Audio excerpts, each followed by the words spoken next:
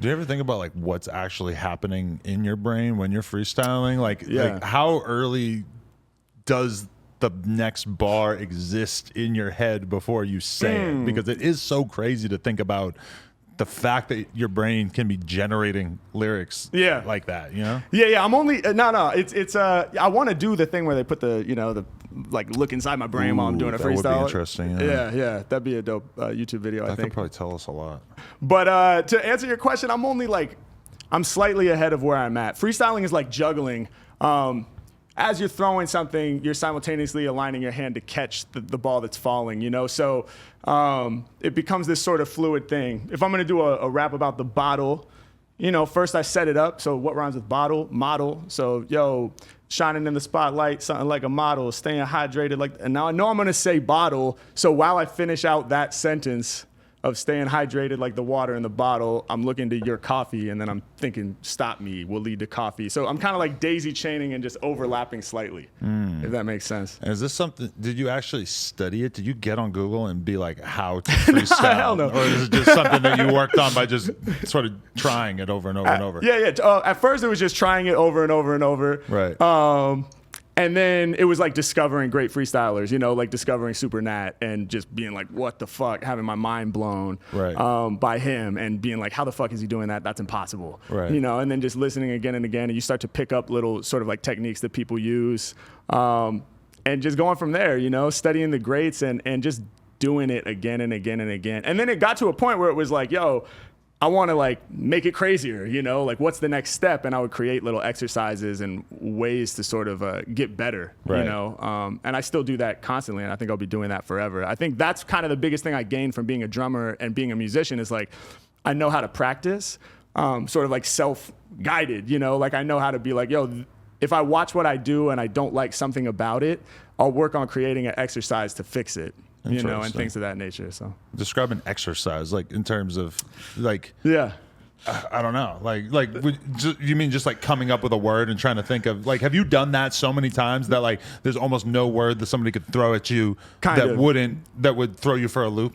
Basically, like most words, it seems like I freestyled about most words that people would come up with, unless it's like a novelty word that they search, like, you know, crazy medical, you know, there's plenty of words I don't know what they mean. So you could stump me with that. But just the sheer like experience that you have must be such an advantage in the sense that, you know, you must just have like metaphors and like, you know, jokes and shit on deck that you already have said that just you could pull it out of your ass. It seems like it's totally impromptu, but you said this before and it's like it's gonna get a fucking, like, people can't even wrap their head around this because to them it seems like the first time you ever done it, you know? Absolutely. Like a big part of freestyling is building a vocabulary, you know? And so like a good freestyle to me is like a mix of like truly in the moment inspired improvisation that's really happening kind of in the moment for the first time. And then also, you know, of course there's going to be those things that you've thought about before, sort of you've connected those dots already and you can pull them out while your brain is breathing and thinking of the next thing. The weird thing too is that you're like having a self-edit. Like you might think of a bar in your head and then the other part of your brain is like, no, that's gonna sound weird, or that's gonna sound creepy, or that's kind of offensive. Like, no, you got to say it like this, and like you're doing all that while you're actually saying a sentence. But like, it's kind of like amazing that the human brain is capable of that. No, that part. But you know what's funny is like back in the day, me and the homies were freestyling like 7th, 8th grade or whatever, you would say a lot more like creepy shit or stupid or weird shit where you're like, oh, I don't fucking like, I don't mean that. Your white boy humor on point, like the gay jokes and shit, you know? Yeah, exactly. That type of thing. And that's usually where my brain goes when we're freestyling in here and we're high as fuck, and I'll just say the fucking gayest thing possible, and it's just somehow my brain is just tuned that way. Yeah. Well, the funny thing about that was then the afterward, like explaining it while you're rapping and being like, oh, but I don't mean that, but it's cool if you are, but I also, and it's like this mental overload of like trying to figure out your stance on what you just said while you're rapping. I know, I hate that because it's so much harder when you just say something stupid as fuck and then just keep going. Yeah, exactly. Move on. Exactly. Let it go. Let it go. Like that's just some normal shit. Yeah, but the key to that is you have to build out a lot of headroom, you know, because what I mean is like I've practiced so much and added on so many techniques on top of the kind of the baseline level. So that I'm always trying to be doing shit that's really at a high level. But if I need to like self-edit, or if I think of something and I'm like, that won't work, it just drops down to like the baseline level, if that makes sense. Instead of like back in the day, if I was gonna say something weird and I didn't want to say it, I'd just have to stumble and stutter and stop rapping or whatever. But it's almost like there's this kind of baseline level of being able to do basic lines about the things I'm seeing that can almost just like run on autopilot because I've been doing it for so many years. Yeah, like you could always like think about bottle. I mean, you could just basically say I'm posted up on the block with a bottle.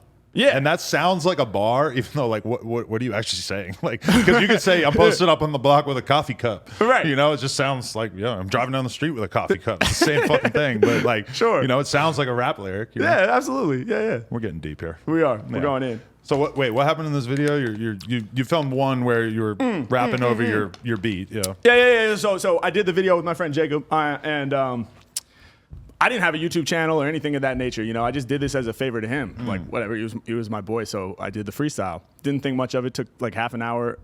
We got lunch afterwards, and then I like went home.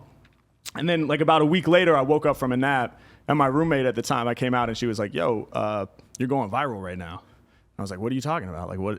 What do you mean?" She was like, "Yo, this video of you freestyling driving the car is like #1 on Reddit videos right now, and all these people are seeing your video." Wow. And I was like, what the fuck? And I took my phone out, and it was just a trip. You know, it was on his channel. I didn't have a YouTube or anything like that, but I would just remember like, this is the first time I had that experience where I was like scrolling down and like chunks of thousands of views were like, or hundreds of views, whatever it was. It was just going up fast, you know, the view count. And it blew my mind. And that video got like 100,000 views overnight. And then it totally fell to the bottom of the list and stopped getting views at that point. But, really? Yeah, but it got the quick 100K. And that's enough to get you motivated. It was enough to get me motivated, man. Absolutely. And I was like, yo, fuck this. Like, I've been struggling to figure out this jazz thing for long enough. Like, my heart is really with freestyling and rapping. And it was just eye-opening. And to see that, yo, there's this much energy around this thing that I'm doing that I didn't even think anything of it. I just, you know, took 20 minutes and made this thing and it did this. Like, what could happen if I actually, like, dig in and try to make something? Right. Okay, guys, we want to thank you so much for getting us to 100,000 subscribers right here on the Clips channel. If you want to support, please click that subscribe button. We're trying to get to 200K. Thank you. Thank you so much.